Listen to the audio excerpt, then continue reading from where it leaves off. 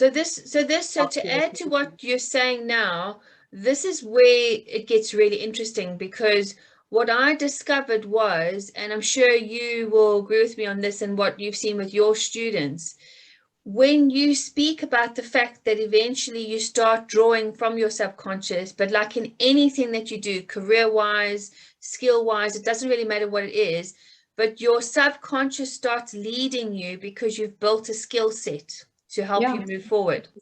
So now this is where it has become really interesting in the research of the art behavior, because of the fact that even I think it was Leonardo da Vinci who said that it takes years to master a skill, which we both understand and know. And to become successful overnight, or all these things, you don't see the practice behind, or the amount of times that have been practicing. So when you see Olympic swimmers or Olympists out there, they've been practicing every day. So this is where also Leonardo was saying that you've got all kinds of arts, you've got dance, music, drama, and all of them take a lot of practice to build up that skill set, which is amazing. But he quoted that drawing is one of the most difficult arts to master. Why do you think he said that? Well, I suppose if I go back and I visualize someone who's just begun their journey with drawing,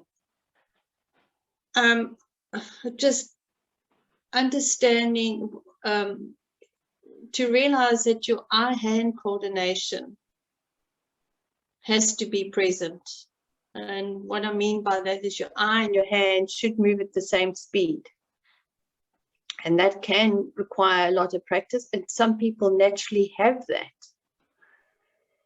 And then what I do is I put simple things in front of them first and ask them to draw without guiding them. So I could see what level they at with their with their drawing. So for me, somebody asked me, what is drawing?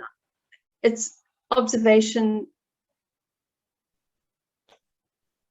in practice, really. It's observation in motion. So would you say it's also almost like dancing with two left feet? Yeah, definitely. And also, you're drawing something that's got air around it, and it's in the 3D scenario, and you've got to convert from a 3D scenario onto a two-dimensional plane. And some people can find that the transition is a little bit complex. Okay, so let me just simplify that for the viewers out there. So basically what my mom is saying is that when you're learning how to dance, you're actively taking the step forward, moving.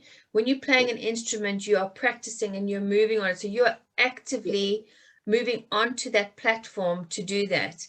With your music, dance, with your drama, you're physically moving and you're creating movement and thought, and you're connecting all those parts.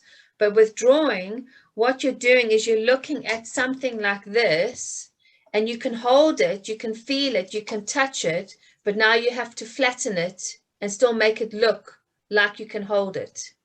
Is that what you're saying in a roundabout? And that in itself is quite a hard thing to master, because you're almost tricking the brain. You're going against everything that evolves around what we've known as picking up something and automatically creating movement with it. So we're going against the law of holding that now, in a sense. Is that what you're saying?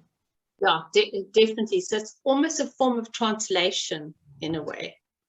Okay. And creating an illusion, putting something that's flat and making it appear as if it's three-dimensional.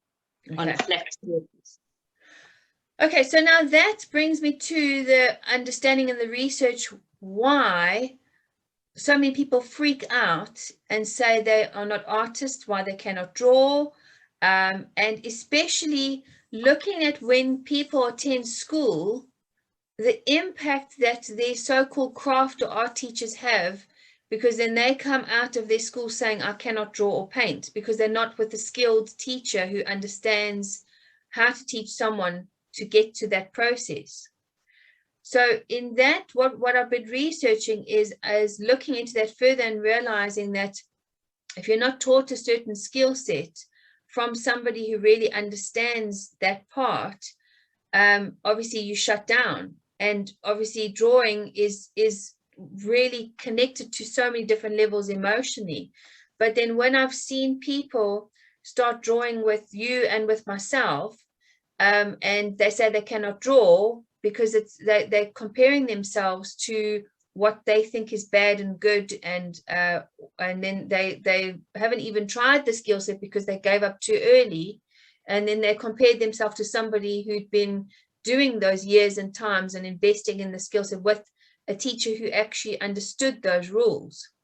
So when you've had people like that come into your art class, naturally they are going to subconsciously show their emotions so clearly without them even realizing it. So their subconscious takes over, and their subconscious rules them that they can't even hide it no matter how hard they try. And it comes out in the way they speak. It comes out in the way their attitude is towards you or myself. It's obviously not an attitude because we understand that we're not taking it personally. It comes up when they even try the process, when they even pick up the pencil, when they even interacting with other people in the room, when they make a mistake in their perception, when they achieve something as well. And you're going, wow, that's really interesting what you've done. And what I've even noticed is when they've even done a piece before they show you, they go, well, before you even look, this is wrong, that's wrong, this is wrong, this is wrong, that's wrong, that's wrong. Or if you say, well, I just want to this is amazing, I just want to help you. No, it's obviously you're telling me what to do. So their subconscious literally rules them 100%, I would say. Would you say that we're on track with this? Definitely, as you talking, I'm just relating things with me when you first showed me how to use the computer. My preconceived ideas were just totally unnatural, or they just, I think maybe we put ourselves under too much pressure.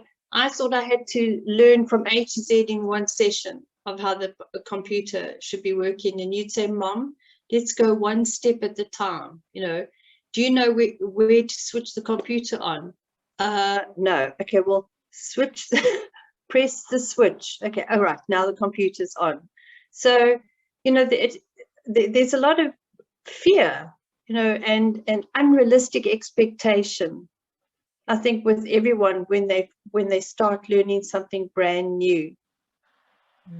And I find, so for example, when there's someone that's really, really new, I don't know at what level of skill they're at with drawing. So I just put, say, an apple, a pen, orange in front of them and say, okay, can you draw that? I will be able to see exactly if they understand about proportion, if they understand about depth, if they understand about light and dark and cast shadows or whatever. And then they're almost ashamed to show me the skill they're at as well, which is a human thing. I mean, it's the same thing where I felt embarrassed that here my kid, my own child, was teaching me a skill that I should have known anyway, So I understand that, but just on the technical side, Justine, I noticed that people who are not skilled in drawing will focus on the detail first. And it's got to be the other, well, it works better if it's the other way around, is that a good drawer deals with detail last, not first.